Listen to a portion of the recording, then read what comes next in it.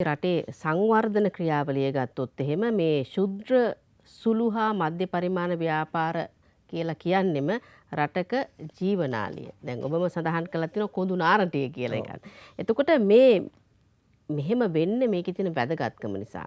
අපි පොඩ්ඩක් කතා කරමු සුළු හා මධ්‍ය පරිමාණ ව්‍යාපාරවල වැදගත්කම.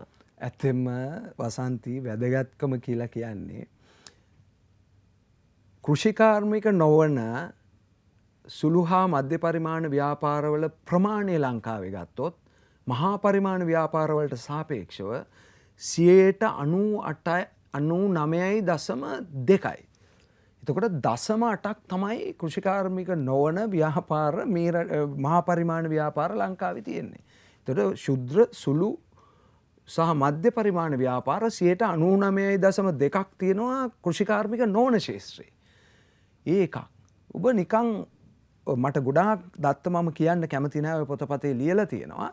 විශේෂයෙන් රටේ සේවා නියුක්තියට ගත්තාම. සේවා නියුක්තිය විශාල ප්‍රමාණයක් සපයන්නේ සුළු හා මධ්‍ය පරිමාණ ව්‍යාපාර. ඒ වගේම තමයි රටේ ජාතික ධනය දළදේශීය නිෂ්පාදිතයෙන් 50ක් 60ක් විතර දෙන්නේ අපේ සුළු හා මධ්‍ය පරිමාණ සුළු මයික්‍රෝ ඉන්ඩස්ට්‍රීස් වලින්.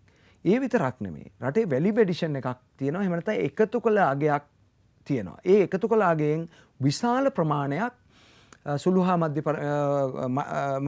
ශුද්‍ර සුළු හා මධ්‍ය පරිමාණ ව්‍යාපාර වලින් කරනවා. හැබැයි වැඩේ තියෙන්නේ ওই සුළු හා මධ්‍ය පරිමාණ ව්‍යාපාර කරන එකතු කළ අගේ ඒ තරම් එළියට පේන්නේ නැහැ හරියට. ඒකට හේතුව තමයි ඒ අය හදන නිෂ්පාදන බොහෝ විට මහා පරිමාණ ව්‍යාපාරිකයෝ තමයි මිලදී ගන්නෙ.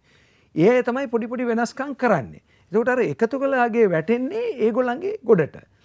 අපි හිතනවා එතකොට වැඩියෙන් කරන්නේ ඒගොල්ලෝ කියලා. ඒක නෙමෙයි ඇත්තටම වෙන්නේ. කුඩා ආයතින් තමයි විශාල වැඩ කොටසක් මේ රටේ කෙරෙන්නේ. ඒ විතරක් නෙමෙයි.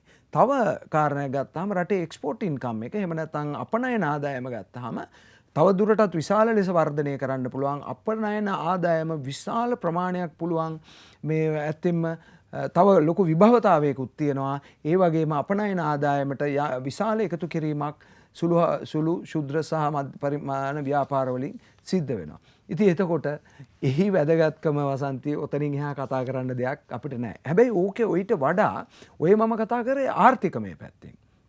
ඔය මම කතා කරන්නේ ආර්ථිකමය පැත්තෙන්. ඕකේ තියෙනවා සමාජීයමය වශයෙන් විශාල වැදගත්කමක්. සමාජමය වශයෙන් තියෙනවා විශාල වැදගත්කමක්. එකක් තමයි අපේ බලන්න ප්‍රාදේශීය සංවර්ධනයට විශාල ලෙස සුළු හා මධ්‍ය පරිමාණ ව්‍යාපාර බලපානවා. ඒ වගේම තමයි ප්‍රාදේශීයව තියෙන සම්පත් භාවිතයට සුළු හා මධ්‍ය පරිමාණ විශාල ලෙස බලපානවා. ඒ වගේම තමයි අපේ තියෙන ග්‍රාමීය වශයෙන් තියෙන සේවා වියුක්තිය අඩු කරගන්න බලපානවා. ඒ විතර ওই වගේ විශාල ප්‍රමාණයක් කරුණු කාරණා බලපානවා සුළු හා මධ්‍ය පරිමාණ ව්‍යාපාරයක් වැදගත් කියලා කියන්නේ. එහෙම නැත්නම් රටේ කොඳු නාරටිය එහෙම නැත්නම් ජීවනාලිය කියලා කියන්නේ. ඒකට ආර්ථිකමය වශයෙන් සමාජමය වශයෙන් විතරක් නෙමේ සංස්කෘතිකමය වශයෙන් උත් මං හිතන්නේ දේශපාලන වශයෙන් උත් මේ සියලු කරුණු කාරණා ඇතුලේ සුළු හා මධ්‍ය පරිමාණ ව්‍යාපාර මං හිතන්නේ විශාල සේවයක් සහ වැදගත්කමක් උසුලනවා කියන එක තමයි මගේ පෞද්ගලික මතය. පමණක් නෙමේ ඒක හැම තැනම සාකච්ඡා වෙන කරුණක්.